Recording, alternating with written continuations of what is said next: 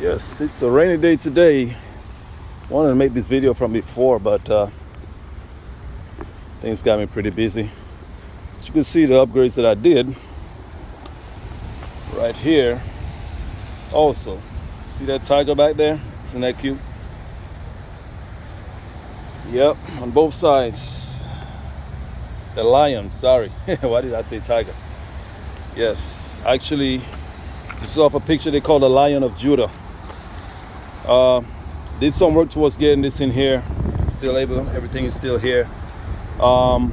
Just walk through towards what I've done to the vehicle.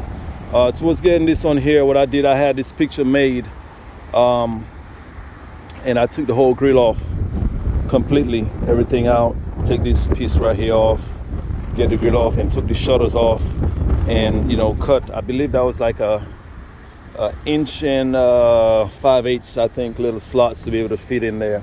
And I put each one individually. When you're doing it, you need to, when you clean it, make sure you see that lion, the tiger, the lion on there. I don't know why I keep on saying tiger. But anyways, once you clean it off with rubbing alcohol, also heat it with Windex. That helps get all the oil off it. From my understanding, that you do get a little oil on the rubbing alcohol. So it worked pretty fine for me. As you can see from far, pretty might not know what it is until I get close up and see that it's actually a lion. So with this said here, what I end up doing, I actually, to get a head up on everything I needed to do, this one I just bought, just for a sample to make sure everything works fine first. So I cut all this out. That piece that's here, it's the blue piece that goes here. It doesn't really matter because it's not really for anything, So this is where your camera is going to mount up to, with your two screws right here. The other one that was right here doesn't really, These two is all you really need, And once all this get cut out, then you're fine, To get that piece to fit flat, what I end up doing is grinding down with Dremel. I grind down all in here to make that piece fit nice and flush. So like I said, this was just like a sample thing that I was using before I went ahead and took it off, So other than that, I did get the carbon fiber all throughout the vehicle. As you know, it's raining. It's raining out here a lot. Well, not really though, but it's supposed to be a rainy day. I did the carbon fiber all throughout. More space right, the steering wheel right in here. Around the radio. This is the only one here out of these two pieces. This is the only one here that gave me problems, because right here does not want to stick properly for some reason. I don't know why. I had them send out another one, and it still did not work. I had to put additional glue on there to make it stick. But all over here, as you can see, the carbon fiber looks pretty nice, I like it. Not sure what else I got left to do on the truck, to be honest. I did do these lights. It's in here. Did it myself, pretty much. I was going to take it to the shop to have it done, but I was so bored. I just said, let me try it out, which is just some brackets. Take each wheel off. I had a floor jack, so I did it all. Another thing too that I do have on here, I did actually add on, was the living noise. Now this thing grabs. It grabs. Only slight issue, I'd say, not an issue. Only thing I feel like it's lacking on is between second to third shift. I feel like there's a little sag between there, a little lag between there, So I emailed them about it. I'm still waiting to hear back from them. I understand they're pretty busy and stuff like that. So I'm still waiting to hear back from them as to, do they have a fix for it between that gap. I understand that last time I spoke to the gentleman, he told me that they're waiting on a power boost to be sent in so they could do their tests on it, and I guess that'll help everybody else out. Also, what I end up doing here, just to let you know, it ain't go fit perfectly, right? So then on this side here and this side here, I end up putting the epoxy, you know, the one that sticks to plastic on both sides. That holds its ends right here, and you know, I put it around the lip side so you could go ahead and catch. And then after I was finished with that, I went ahead and hit this with a bead of silicone. So that right there will seal everything from water going in. I even put some actually right here also by the inside, just for the hell of it, so water just won't seep in there. Even though it's sealed up pretty good, I just put it in there anyways, so no water won't get in there where the camera's at. You gotta be pretty careful when you go ahead and put this back on though. When you do put it back on, make sure before you clamp everything on, once you put your grill on, make sure your camera and everything is still working. You don't want to get all the way installing this stuff and then next thing you know, bam, your camera not working, you got to pull it back off. This right here I plan on redoing, not really too satisfied with it 100%, but I plan on changing it back. Other than that, everything has been pretty good. The 6-inch BDS lift, and these are 22 by 12 with a -44. You know, these ridge grapplers, you know, what else I did? Okay, the tints, as you can see, the tints, I got the 50% ceramic tints all the way around. Actually, no, I got 50 in the front. In the back, I got 25, and I think 25 in the front. Other than that, I mean, there's nothing else. The cover I got is, which I never opened it, to be honest. It works great. I like it. To me, it's not that much of a problem as the other one used to be, that you pull back and then you slide it back through. This one is just like you push down here and everything just fold right in, you know. You don't have to worry about anything, and it seals pretty good. Let me just see. It's raining right now. Let's just see what we got. Okay. Ouch. Okay, I got a little water right here, little water right there. Anything on the top? Yes, a little bit to the top. I just said this thing's not 100%. It doesn't, you know, but as you can see, my cardboard back in, it's not wet at all. But on the corners, you know, and like they say, it's not 100%.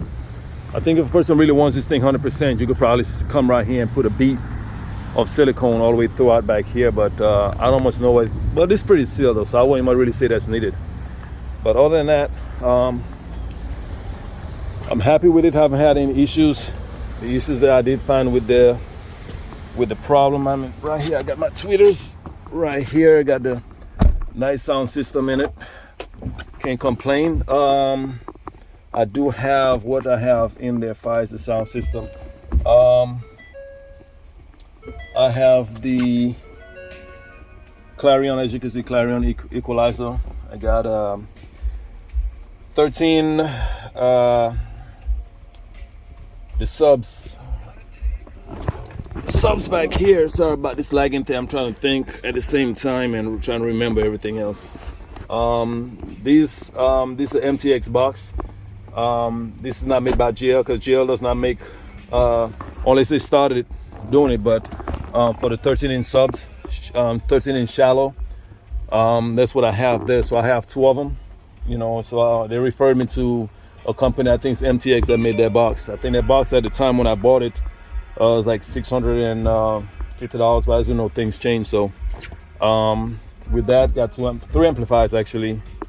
A 1000-watt GL audio for the bass.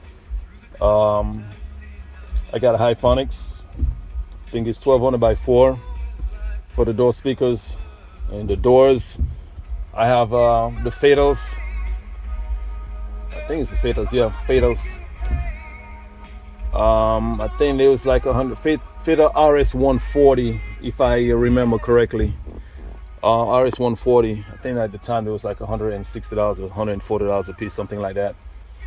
And I got the JBL tweeters. I think those 4 tweeters was about, I think, $100 and something. And for the 3rd amp, I think I have, let me see something back here. What I got, that 3rd amp. Okay, yeah, it's a Teramp. So this is what I have back at Teramp. 1200 by 4. and that's actually for the outside speakers. LC7i and JL audio crossover. Plan on redoing this, putting a board back there with the little lights on it. I haven't gotten to do it yet, but that's the plans. You know, little camera there. Other than that, I mean, everything is pretty good. Not sure whatever else I'm gonna do next to the vehicle. Honestly, I'm not sure. But if I think of something, trust me, y'all will know. Like I said, the side, the flares, I plan on changing those out to get a different one. That's in the making.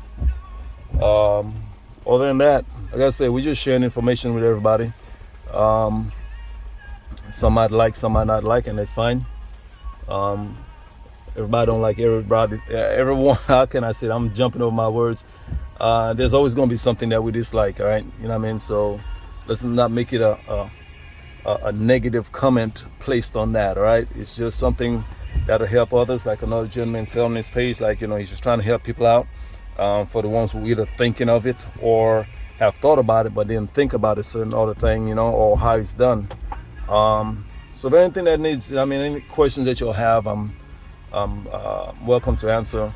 I do plan on probably putting out of the intake I have right now, I plan on changing it though. I think I might do a AFE intake. So that's, I'm still thinking about that. So, but for now, it pulls real nice. You know, if I stump it, you know, by the time it changed from first to second, the tires chirps.